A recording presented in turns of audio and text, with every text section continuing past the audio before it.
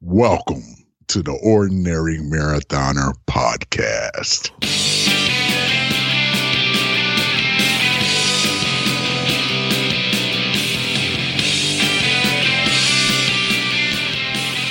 Hello and welcome to the Ordinary Marathoner podcast. My name is Scott. I'll be your host today. Got a solo podcast for you today. It's just me. I've been a little bit lazy. I'm going to use the word lazy, but it only really applies to sort of the podcast and really our YouTube channel lately. It's just taken a backseat. My training has been great. I've been very focused. We're going to talk about that today. Very focused with the training. I'm on. I am zone one. I am good. And things are moving forward. And I'm going to talk about that progress in just a moment. As always, you can find this and the back episodes of our podcast at our website, ordinarymarathoner.com. Check it out if you get a chance. You can also find them at the aggregators, Stitcher, TuneIn, iTunes. Download that podcast app to your iPhone. Look up Ordinary Marathoner. If you like the show, hit that subscribe button. You'll never miss a new episode that way. You can also find our YouTube channel now. Again, Samantha, my daughter, she judges my popularity based on my YouTube subscribers. So we're at 32 as of today. I'm loving you 32 people. All of you. But head on over there. Check out, we're posting our podcast, the audio only. So, if you are sitting there in your cubicle during the day and you got nothing to do and you can throw that YouTube, minimize the screen and throw that earphone, maybe just one. If the boss usually walks to the left of you, just put that earphone in the right ear. Listen to the podcast that way if you like. But definitely we could use the subscribers there as well. And I've been really, I got to do some videos too, man. I tried to do a video the other day with me and Sam. We had this, I thought it was a cool idea. We were going to go through our Lake Placid weekend from the Ironman. And I was going to ask like sort of a general question, have her answer it, and then I would answer it. And she answered it so well. She did a great job. And when I cut the video together, I just look awful. My eyes are like wide, like I'm shocked to be on TV or something. And I put it together and I'm like, wow, I stopped doing it because I feel like I look awful doing it.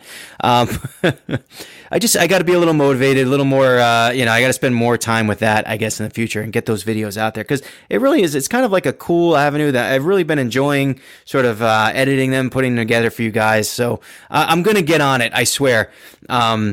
It just hasn't been priority number one lately.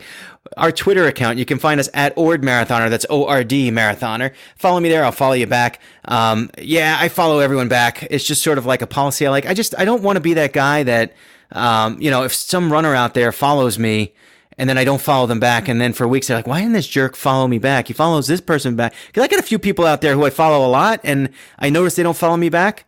And they talk to me on Twitter and I must be on some list or something where they, so it's like one of those things where I don't want people to get mad at me because sometimes I get mad at other people. So I just follow everyone back. I guess the issue, obviously Twitter last week, they had this big freaking Twitter crackdown where they just, I don't know, whether it's politically motivated or whether they have something that isolates these bot accounts or these trolls or hate speech or whatever their excuse is. I could really care less. I personally think that anyone should be able to post anything, with the one exception being, like child predators. That I can't get. That's one cause I can't get behind is child predators and human trafficking and that kind of stuff. Other than that, what do I care if some bot posts, retweets something or criticize, even if you're a troll, trolls can still run. I don't like this whole crackdown. Free speech is free speech. Let people have it.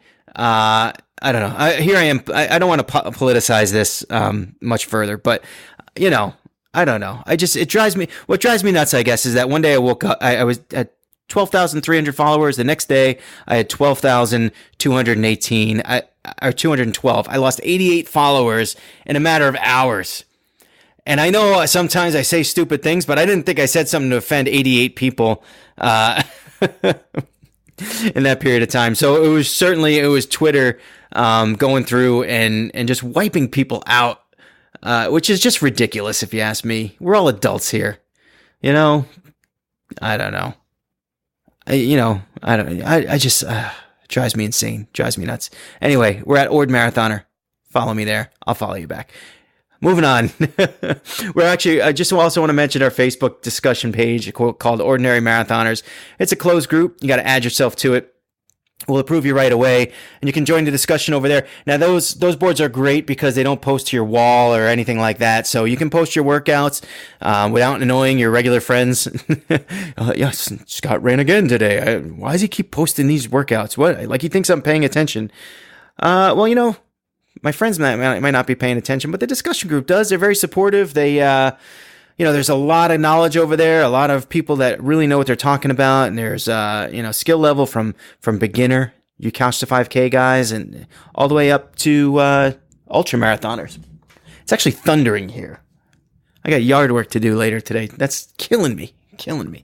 Ugh. Anyway, moving on to the show. You know, I want to talk about scheduling. I don't really have this written down. I don't have any ideas. I have nothing today. I just want to talk. I want to talk to you guys. I want to talk about finding your zone. And really, I mean, I guess we kind of defined this the other day. We called it Zone 1 and Zone 2. Zone 1 being when you're on your game, right? And you're getting your workouts done. You're managing your weight properly. You're eating right. Everything's falling into place. You're not skipping workouts. You're improving. Life is great. That's Zone 1. That's where I am today. That's where I've been ever since I got home from Lake Placid. I like it. It's a good place to be. And there's Zone 2, which is like when you want to be in Zone 1, but things aren't working out. Maybe you're injured. You just can't keep your diet on track. It's easier to skip workouts than to go and do them. You're cutting things short. You're supposed to run 5 miles. You run 2, that kind of thing. But right now I'm in Zone 1 and it feels good. It's a good place to be. And I want to kind of share sort of, obviously the motivation is part of it. I finished Lake Placid, and by finish, I mean, I finished the weekend. I didn't actually finish the race. I DNF'd. But after the race, having that discussion with my daughter, Sam, and having her say to me, yeah, Dad, I want to watch you finish next year. A lot of emotions kind of went through my head.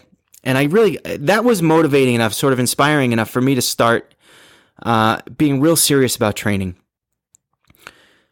And what I've kind of realized over the last 3 or 4 weeks of being on again and is that this is not, training for an Ironman is not it's a choice that you make. And it's a lifestyle choice. And I think this is where I kind of lost it last year. So I finished the Ironman. That was my goal. And, I talked to my coach, Nick, about this, and he called it the Ironman blues, that it's a real thing. People just really want, you've set this bucket list item, Ironman, finish an Ironman. Then you finish it, and it's very hard to stay motivated to continue to train and continue to train for the next one. It just is. There's like a level of sort of mental anguish that you need to get through. And I kind of wanted to overlay that with another guest that we had on, John Martin, who's he's an inspirational speaker. And he talked a lot about, embracing the lifestyle and, what kind of person do you want to be? You got to be that person. And I remember specifically what he talked about was work-life balance.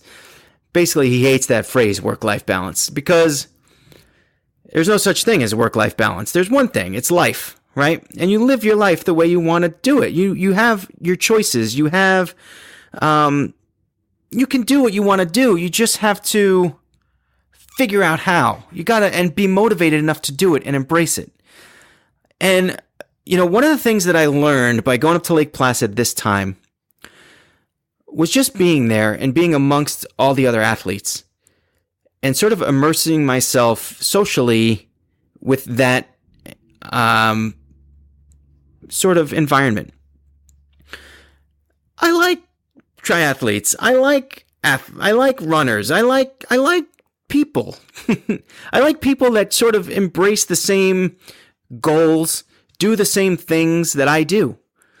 I enjoy being a member of this sort of, you can call it a cult, I guess, if you want, but, this area, and granted, like within any sort of general, clique, you're going to have people that you like and people you don't. And sure, there are some people I could do a little bit without, but, for the most part, I love this culture of training and being a triathlete. I love it. And I know this is a marathoner podcast and whatever, but it overlays into running as well. Because you can immerse yourself in running, or you can. I just, for some reason, I'm embracing triathlon lately. I just am. I kind of like doing 3 different things. I like biking. I don't know. I like training, and I think for me, one of the reasons why it works well for me, is that because I weigh a little bit too much. I know, and I want to talk about this for performance. All right, not for aesthetics. To be just a runner, I feel like I risk injury by running too much. Now, if I take my running schedule and make it sort of on the lighter side, and then interject biking, which is low impact, things like elliptical, low impact, swimming, low impact, all that stuff, I lessen the chances of me getting injured while still being able to compete in endurance sports and doing things that I love. So it's kind of like a great solution for me to get involved in triathlon. So I love it. And it might not be for you. Wow, it's really thundering out there. This is crazy. Should I turn off my podcasting equipment? No. But if I die, hopefully someone will edit this. If I get hit by lightning in my house, hopefully someone will edit this and then and post it. I should have taught Stephanie how to do it. Anyway, so I'm embracing this culture. And what I really kind of learned by being in Lake Placid was, look, I got to make a decision. Do I want to be a part of this, or do I want to be somebody else? Because if you want to be able to do Ironman level triathlons, you have to embrace the lifestyle. Same thing with marathoning. Same thing, and it can be a bucket list item, but if you treat it like a bucket list item, you're going to get the results that I've always gotten, which is you're going to finish your marathon, you're going to schedule your next one because it felt so good, and then you're going to give up, and you're not going to train as hard, and you're going to say, I already did this. Why do I need to do it again? So you're either going to embrace the lifestyle of training, including diet, including all the things that go along with it, or you're not. And for some reason, I think having my daughter see all these people finish, and then wanting her father to finish, and wanting to watch me finish, and then wanting sort of knowing the journey that it's going to, she's been watching the last 3 weeks, and I got to tell you, she notices when I'm on the bike, and Dad, you're going on the bike again. Oh, yep. She gets it. Like, I got to go on the bike. Dad, how many hours are you going to do tonight? How many hours, what are you doing today? I'm getting a lot of questions, and I like it because I feel like it's just a good example to set. And, and I tell her when I get home from work, I say, hey, Dad ran 4 miles at work today. Now I'm going to go on the bike. And so she knows that I'm doing all this stuff. She knows. And she's taking a little bit of an interest in it. Now, she's not on me all the time, but she's seeing what it takes to get there. So this is, I guess one other thing to sort of bring into this conversation. I had a conversation. I actually tried to get him on the podcast today, but couldn't do it. Joe Caniano is an old friend of mine, childhood friend. I moved when I was like 13 years old, and we kind of fell out of touch a little bit. And then Facebook, one of the beauties of Facebook is, we circled up on Facebook a few years ago, and we're kind of like casual Facebook friends. And now he's been sort of dabbling in triathlon lately. He's always been a swimmer, and so now it's like we have something to talk about now, and we've been chatting it up. And he actually almost registered for Ironman Lake Placid, which would have been great. It would have been great to compete with him, but. He's gonna try it for probably another year. He's gonna sort of like level into the sport. He's not as dumb as me. I don't just jump in the deep end. He's gonna kind of level into sport, which I totally support. But we were talking about how when we were kids and why we never got into the sport. Why didn't we get into running, and why didn't we get into triathlon? Especially for me and him, we used to ride our bikes. We grew up in Long Island, and we used to ride our bikes all day long. Everywhere. You name it, like miles and miles a day we would ride. It was the thing. We'd ride to the park. We would ride, he had a newspaper route. We would ride the newspaper route. We would, go ride to the store to play video games. If we could somehow, we would find empty cans and turn them in so we could get a quarter to play a video game. And then we would drive to the arcade to play the video game. We were big into video game stuff. Or I'd ride to his house, he'd ride to mine. We were riding all the time. He was swimming, I was playing baseball, football, whatever.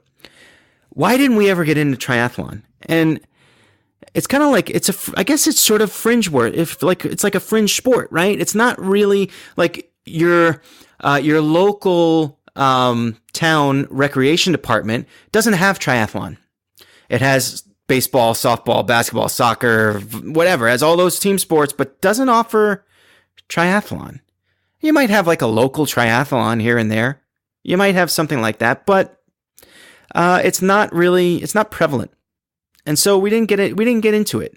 And then, for me, and then to kind of get off the story with Joe, but for me, I was always involved in team sports. Baseball, football, basketball, that kind of thing. Even all the way through college. I played baseball my freshman year, played football my next 3. And I love team sports. Love the lessons that they've taught me. I will still say that I played on a really crappy football team in terms of record. 3 years I played, we won 3 games, one of those but were by forfeit. All 3 of those wins came in the same year, my junior season. We didn't win a game my sophomore year, my senior year. So miserable team in terms of record. There was more teamwork, more sense of team unity on that team than I have ever seen in corporate America. Ever. By far. I don't get the corporate America culture. Very individualistic. I don't get it. And I think that, and I don't even know what my point is here because it's kind of off topic, but I don't know. You immerse yourselves in these team sports. And then like a sport like triathlon is very individualistic, especially when it comes to results, right? It's you versus yourself. If you get injured, you have to deal with the injury. If you eat too much, you have to deal with the result. If you cut your run short, you have to deal with the consequences. You're not beholden to anybody else. You don't, it's not like a team setting where, if I don't if you're blocking in football and you don't do your job, someone else is going to get hurt and your team is going to suffer. So you have that responsibility. You have someone else to answer to. In triathlon, you only have to answer to yourself. And I think there's good lessons there as well, because you feel the result of your own work. You are responsible for the results of your races, of your, whatever your goals are. You're responsible. And I kind of wish that I would have participated in a little bit more of those types of sports when I was younger. And I think what happens is we live in this culture where team sports are there and they're wonderful and they teach you really good lessons. And then, and you embrace the culture of football, especially like a sport like college football, where it's not, the season is in the fall, but it's all year. You're in the gym, you're working out, you have spring workouts, spring practice, all that stuff. You embrace it. You become, you're not Scott the student, you're not Scott the student, Scott the social person or whatever. You're Scott the football player. That's what you are. When you play the sport. And not just me, whoever's on the team, you're the football player. That's what you become. And you embrace yourself in this lifestyle, and then one day it's gone. You graduate. There's no more football. You think about how many kids play college sports and then how many go on to the pros. What is it? Probably like 98% don't go on to the pros. So it's gone. Everything that you've lived this lifestyle. Now it's gone. And I think, looking back, I'm going to, from my personal experience, looking back, I think it was devastating. I think it was devastating mentally to go from that kind of culture, doing something I really enjoyed doing, working hard to get better at something, to then sitting in a cubicle where I had 2 weeks vacation for an entire year, and I'm strapped to a desk from 7 a.m. till 5 at night. In some instances, some jobs were longer, some jobs were shorter. But it's devastating. And I think it just took me a long time to find my groove. And I sort of wish that I'd have been involved in the sport in college to a certain degree, and that I could have embraced it, because I think you can embrace the training and you can work around most schedules, and I think a lot of people have excuses, and to a certain degree, some of them, yes, some of them I will, I think some of my jobs were really demanding time wise, but I feel like if I really, really wanted to, I could have inserted some time to train, or I could have prioritized things a little bit better. You waste time. I always have these side projects like the podcast.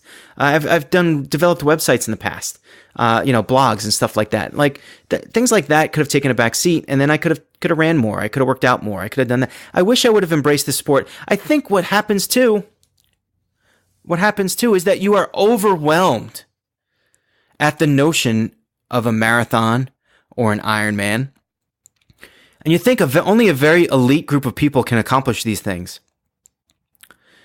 And you're wrong. You're absolutely wrong. So many people out there these days are completing marathons. And it's so empowering. It's so wonderful. It's just the growth of the sport is wonderful in so many ways. So many ways. And I wish I would have gotten involved at a younger level. And maybe it's just what this is more of a lesson for younger kids, because, while I think that team sports are amazing and great and definitely have wonderful lessons to teach, I think that it needs to be coupled with something that can, like in a lifestyle you can embrace. Because what happens to me is, like, one day football's not there and the practices are gone, and the motivation to be a better football player and work out and go to the gym and do all those things, that's gone. The responsibility to my team is gone. So I don't have any of that sort of, that support system there. And you gain weight. My blood pressure went up. I was at the worst, I was 280 pounds, and I was on, first level of blood pressure medication with some kind of hypertension. And now all that stuff is gone. All the health problems are gone. I've completed a bunch of marathons and two Ironman now. And now I'm thinking to myself, geez, what I really want maybe it just took time for me to learn this, but what I really want is not to be a marathoner, is not to be an Ironman. What I really want is to live this lifestyle. And it's a hard lifestyle, don't get me wrong, and there's lots of changes that I still need to make.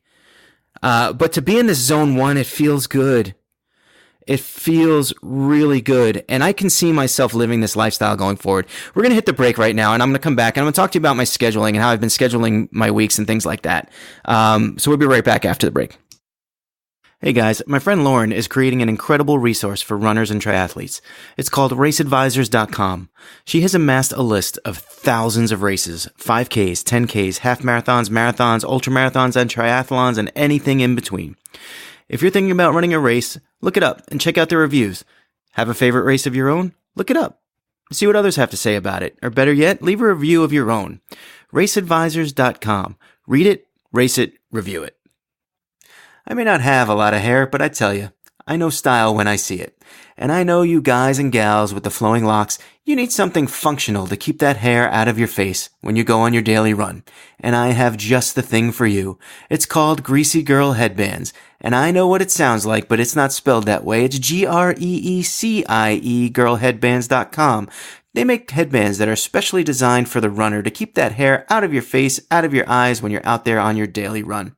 So check them out. GreasyGirlHeadbands.com, GREECIE, and find a design that's perfect for you. All right, we're back now. I got to tell you, you know how I am with these solo podcasts, right? So this is like the second time that I've gone through this, and I don't know. I'm liking it. I like the way I just did the last one. So I think that this is going to be a live. This is a go. This is a go. This is a good one. We're going to go with this one. But what I want to kind of talk to you guys about right now is sort of how I've been scheduling my training. And, I'm going to tell you the way I do this, right? So now it's Saturday. So I usually do this on Sunday. And you know what? This should be a video. I should do this on this would be a great video because it's very hard to describe. So the way I do it is I have an Excel spreadsheet. Now, you can do it your own way. If you have your own way of scheduling things, whether it could be like a calendar board, you could have a whiteboard, you could have, you could use a program like Training Peaks or Garmin Connect or something like that. I don't know how to use some of these things, but they're out there. Maybe you want to embrace it. For me, I love the idea of controlling the data myself. I love the idea of building a spreadsheet and knowing where to putting the information that I want to see, putting it where I want it, and then doing it myself. And it's my responsibility to maintain that accuracy of the database and that kind of stuff. I like doing it. I can create this kind of stuff. If you guys want my stuff, I will send it to you. Just send me an email, send me something. I will send you what I have. Right now, what I work with is I have this is what I have is I have an Excel spreadsheet and I have 3 or 4 tabs on the bottom. Number 1 tab is the calendar. Now, here's the way I lay my calendar out. 7 days across. And I start the calendar. I know somewhere along the line, someone thought it was a great idea to bracket the weekend on your calendar. Sunday on the left, Saturday on the right. I don't do that. I start with Monday. And the reason I do that is because I like to see my weekends. I like to see them right next to each other. I don't like my eyes to go back and forth and back and forth. I like to see it right next to each other because my weekends are generally my bigger workouts, my bigger run, my bigger bike. So I like to see them together, and that it helps me plan it out going forward. When I look down, I can just look at it keeps it together, just the way I am. So on your left-hand column, I have the 3 sort of opportunities per day that I get a chance to work out.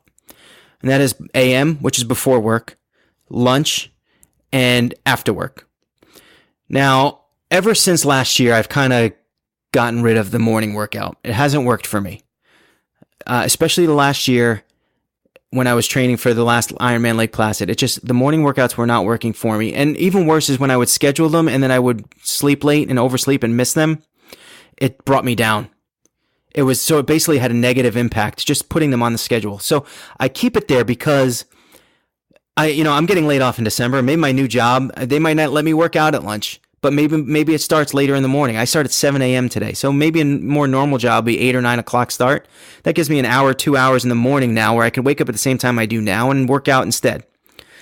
And I'm keeping it there because I also think that maybe along the line somewhere, I might want to start working out in the mornings. Now, the reason when I kind of look back and analyze this, the reason why I stopped doing my morning workouts, I think, was because I was in this habit at first of getting home and finishing my workout as soon as I got home.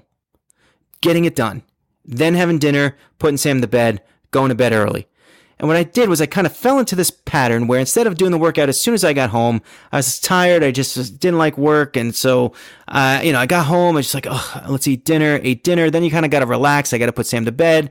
And then work out at night. I don't start till 9, 10 o'clock. The workout goes to 11, 12 sometimes. And then you got to get off. You got to shower. You got to try to sleep because you know how hard it is to sleep once you work out. It's like you need like a little decompression time. So say you go to bed at midnight. Now, in order to wake up at 4:30, that's not enough sleep, folks. It's just not enough. It's just not enough. And sleep is a big part of training. It just is. And I know maybe I sound like I'm making excuses here, but I think that I wasn't using sleep enough as a factor. I was just trying to gut it out and being like, all right, go to bed at 12:30 after workout and then wake up at 4:30 because you can do it. And maybe, you guys are tough out there and you do it, but I think in the long run, for me, it wasn't working. So, and it was having negative effects because it was making me upset that I would schedule these workouts and then not do them. So I have it on my spreadsheet, but it's all blank. Then I have my next two columns. So really it's lunch workouts and it's afternoon workouts. Now, the way I approach this is I set my goal. So right now, my long-term goal, my A goal, really everyone knows that my super A goal is to finish the Ironman next year. But my next A goal is to do a 5-hour marathon. And I'm participating in marathon, the Hartford Marathon, October 13th. We're going to give that a go. Working really hard towards that. Now, what I did was I downloaded, I took just a kind of like a generic novice level training program for a marathon. And I overlaid that into my schedule. Now, I didn't have 20 weeks. The program was 20 weeks. But I didn't have 20 weeks. I only maybe had 15. So, and all this program was it just had a number of miles, right? So 3 miles this day, 4 miles that day, 5 miles, whatever. Long runs on Saturday. And I overlaid that into my schedule. That is priority number one, is getting those runs in, getting that workout done. That is kind of like, all right, anything after that is going to be gravy. And I'm going to have a lot after that as well.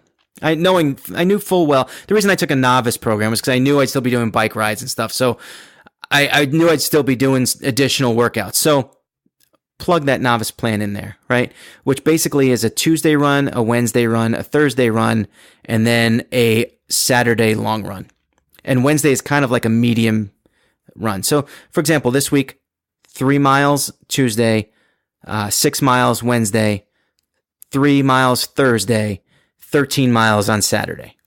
That's the way the plan works. Now, the way I plug this in, and this is why I should do a video because it's hard to kind of visualize, is Tuesday afternoon lunch, 3 miles. Wednesday, I had to do 6 miles. Now, it's hard to squeeze that in at the lunch hour because I got to shower, then I got to go. I got to get to the gym, I got to work out, I got to shower, go back. And I really only have an hour, although I've been taking a little bit more time. It's fine. As long, whatever, is what it is. But 6 miles would be tough to squeeze in for a lunch workout. So I take the 6 miles, I put that in the evening because that's important to do, right? And then Thursday's run back to lunch, so 3 miles at the lunch.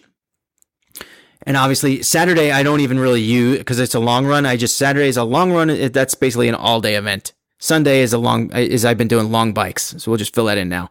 Long bike all day event. So now I'm looking at the schedule and I still have some empty spots, right? So we're going to fill those in. So at lunch, if I'm not running, I'm usually going to hit the elliptical. So I'm filling that in Monday, Wednesday, Friday. Elliptical, elliptical, elliptical. That's all good. Now I need to get some bike rides in, right? Because that's my main area that I need to improve is on the bike. So I fill in Monday and I fill in Thursday, nighttime as bike rides. Now Monday is coming off a long weekend. It's really kind of, even the elliptical for lunch, it's like if I have the time, I might as well go to the gym. I'm going to set the resistance really, really low, and I'm just going to try to burn calories. The same thing for the Monday night bike ride. It's a calorie burning ride, low intensity, don't hurt myself, sort of like a recovery ride. It works. And that leaves me with Tuesday and Friday night, and these are perfect nights to go to the gym to lift. And the reason why they're perfect nights to do that is Tuesday, number one, I hate crowded gyms. And my workout, the way I've been structuring my workout is I don't like taking breaks between sets. So they have this express workout thing, which is all on machines at the gym. And I know it might not be like the tough guy workout. I'm not in the weight room and whatever, but I'm on the machines. And what I do is I rifle through all the machines. There's a couple exercises that I don't like that I skip. And then I try to do so I'll do like tricep on a different machine, or I'll do biceps on a different machine because I don't like the machines that they have there. So that's the way I and then I try to do it 3 times. I race through them. And I say race, but I take my time in the set, but I just go through it 3 times, through my whole routine 3 times. And then it takes like 25 minutes. But I love I really kind of need the empty gym for that, because when you're jumping machine to machine to machine, if it's a crowded gym, someone's going to take your machine, someone's going to ruin your order of things, and you're going to get frustrated. And it's just, I don't like, working in with people if you don't have to. I'll do it. People are generally nice in the gym, but it's just a kind of an annoyance. And what happens is when you get in Tuesday night to the gym, Monday nights are crowded, right? Monday nights, people come off their weekend. They've been drinking, partying, not getting their workouts in, and they're like, oh shit, I got to do it on Monday. So Monday nights, for whatever reason, everyone's at the gym is too crowded. Tuesday nights, little bit less. So I'm happy to go in on a Tuesday night. Friday night, it's crickets. It's me and tumbleweeds, and the gym's open till 9. So I can go through the entire workout, no problem. So I love the way that this calendar is setting up. Even better is when you look at, I can fill in the remaining weeks for like my long run. So this week's long run is 13 miles. And what I've been doing is I'm pretty much adding 1.5 miles to the long run every single weekend. So next week will be 14.5, then 16, then 17.5. And that's just the way that the long runs are structured. So you get to see that. Now, on the spreadsheet, tab B.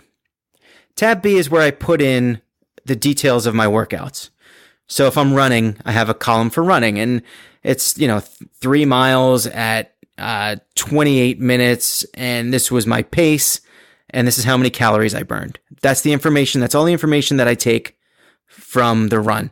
Similar on the bike, I take the mile. If I'm doing it on Ruvi or something that has miles, I will take my miles. I will take the wattage, the output in terms of wattage. If the bike is done on the trainer, I can get that data. I'll take the RPMs, the average RPMs that I spin at, the calories burned, and the time, and my average pace. Whatever data I can get that I want to see, I'll put that in there. And that's tab B. And I have a column for swimming. I haven't been swimming, and I'm not going to swim until after the marathon. I'm just putting that off for now. I'm pretty good. Really, the reason I'm pretty good with my swim, I feel like I have a little bit of time, and I really need to improve my bike, and I really want to do well in the marathon. Swimming is just taking a back seat for now. I'll bring it back, hopefully in the mornings. We'll see. Anyway, so that's tab B. Tab C is my weight. Now, going back to the calendar quickly, one of the other pieces of data that I put in every single day is I weigh myself. And what I do is I weigh myself first thing in the morning. I get out of bed. I go to the bathroom to make sure there's nothing sort of, weighing me down. And then I step on the scale. And I do it every single day. Now, my dietitian, Allison, when I was kind of having trouble, she's like, well, why don't you just step on the scale like once a week?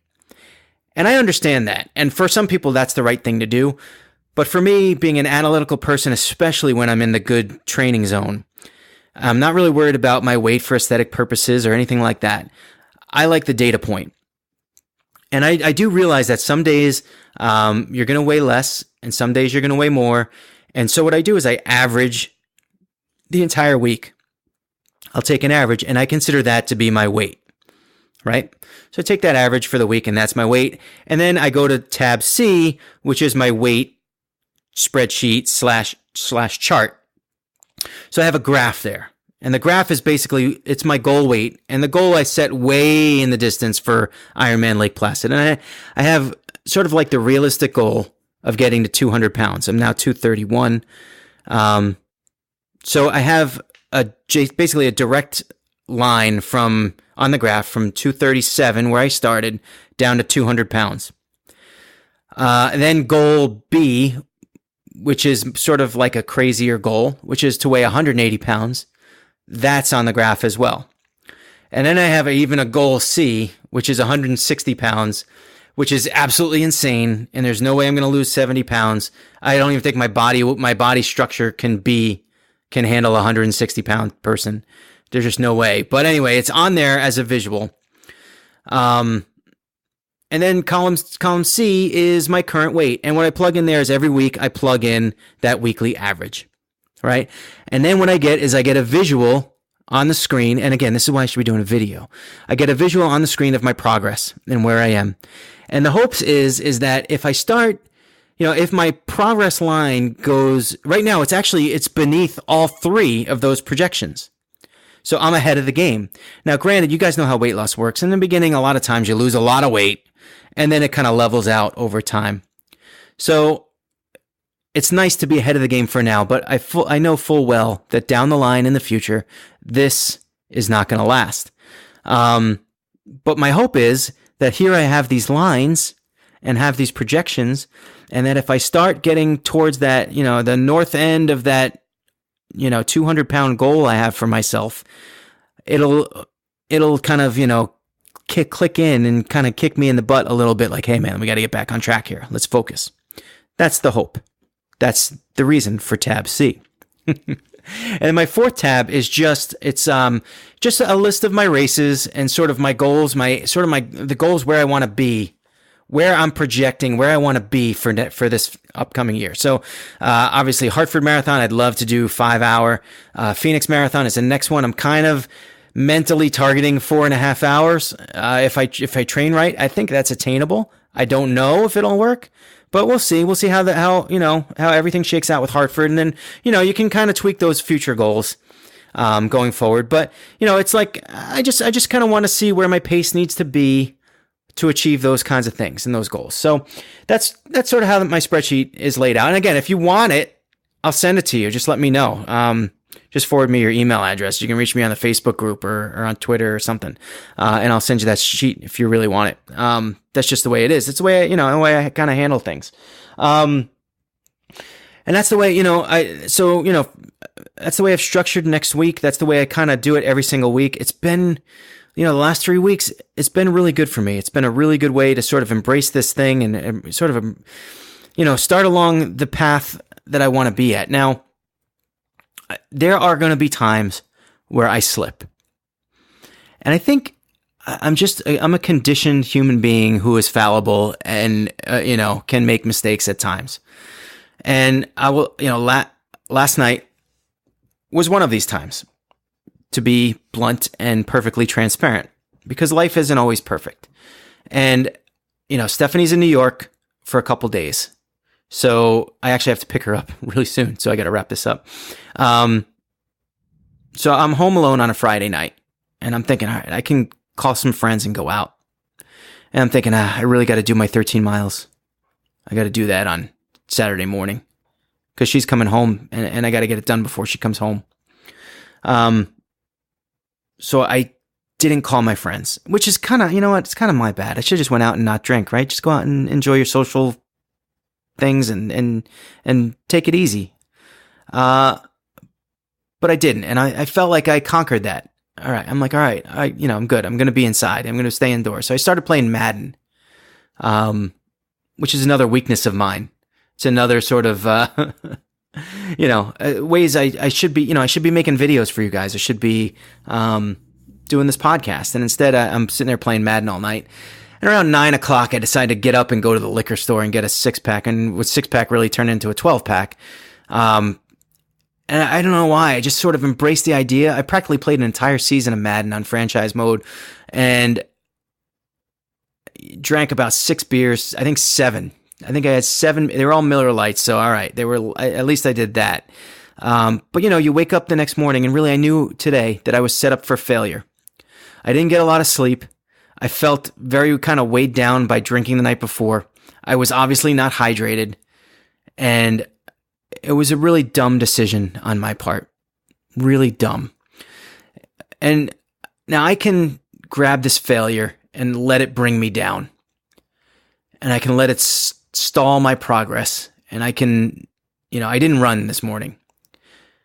My fear was that I was going to get on the treadmill and I was going to start sweating beer. And I was going to just be really, really lethargic in my pace.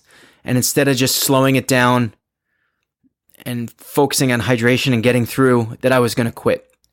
And then quitting at 4 miles of a 13-mile run or doing something like that was going to be not good for my progress.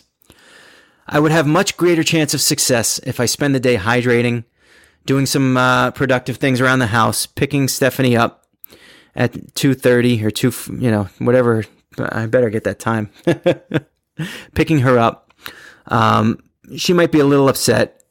I think she kind of wanted to just sit in the front of the TV and enjoy the evening. And, God forbid, my wife wants to spend time with me. Oh, the horror. But, yeah, I'm going to have to do the run tonight and she'll understand. She'll support me, even though she'll be mad at me for drinking beers last night by myself. Anyway, that's the point. That's the plan of attack. I think I'm in good shape now, and I think a couple more bottles of water and a couple salt packets, I'll be good to go. I'm eating light today. Everything's going well, so I'm on a good. I'm not going to ruin my zone 1, guys. I'm not going to ruin it. I just want to tell you that I don't want this to come across as like I'm in zone 1. So I'm in, I'm not having negative issues too. I'm facing challenges like I do every day, like everyone does every day. And this is my challenge. This is my adversity, right? This is my demon. I mean, look, I'm not an alcoholic. It's not like the house is stocked with booze and I fight it every day. But when Stephanie's out for the day and I got nothing to do and I'm sitting, my inclination is to sit in front of the TV. My inclination 1 is to go out with my friends, but I didn't do that. So inclination 2 is to sit in front of the TV, play Madden, and drink beers. That is what I would do in my 20s. That is what I used to do in college. That is my inclination. And again, maybe that goes back to had I been in triathlon then, I would be embracing the triathlon lifestyle. But instead, I'm not. I'm falling back to my old bad habits. But that's, I guess, that's part of me. That is what I do. But it wasn't a good decision. Not that I'm regretting it too much. You got to live a little too. But it's, I don't want you guys to think that I'm infallible and that I'm crushing life and doing no wrong. I have my own demons. I have my own challenges. Obviously, I failed last year and I didn't finish the Ironman. But I kind of feel like I've turned a corner here and I've taken a sort of a broader perspective, a broader view of what this is all about. And it's not about, checking the box, Scott's an Ironman, and then moving on and falling back into bad habits. It's about being the person that you want to be. Right? So there's this person that I want to be, there's this lifestyle I want to live, and it's not always the easiest route, and it presents challenges. But I'm doing my best to overcome those. And I think now that I kind of have this broader perspective, I think it's I'm hoping that this is just the start. These last 3 or 4 weeks where I've really been focused, this is just the start of this new lifestyle for me, of this new focus points. And things are going to change, right? I have a baby on the way. I'm losing my job in December. My daughter's growing older and older. And getting into this older age it presents challenges, obviously. As she becomes, more of working towards those teenage years is going to present challenges, but also presents opportunities. I can't take a 6-year-old on a run with me. I can take a 14-year-old on a run with me. I can take a 9-year-old on a run with me. She's been great. She's doing this running program. Anyway, I'm really looking forward to it. But is this the lifestyle I want to live? Yes. So go get it. Go do it. Do the things you want to do. Why wouldn't you? Why would you hold yourself back? So, I don't know. Just want to share that with you guys today. And I'm off. I got to go pick Stephanie up. The thunder has stopped. I'm in no danger. And, it's been a good chat. Thanks, guys. Thanks for listening. As always, when it comes to running, actually, before I quit that, I got to work a little harder on some guests. I'll bring some guests in next week. I'll bring someone in. I don't know who. And, I'm going to work a little harder on that YouTube channel. Not at the expense of my training, though. So, thanks for listening. And we'll be back here next week, as always, when it comes to running. I'm no expert. I'm just ordinary.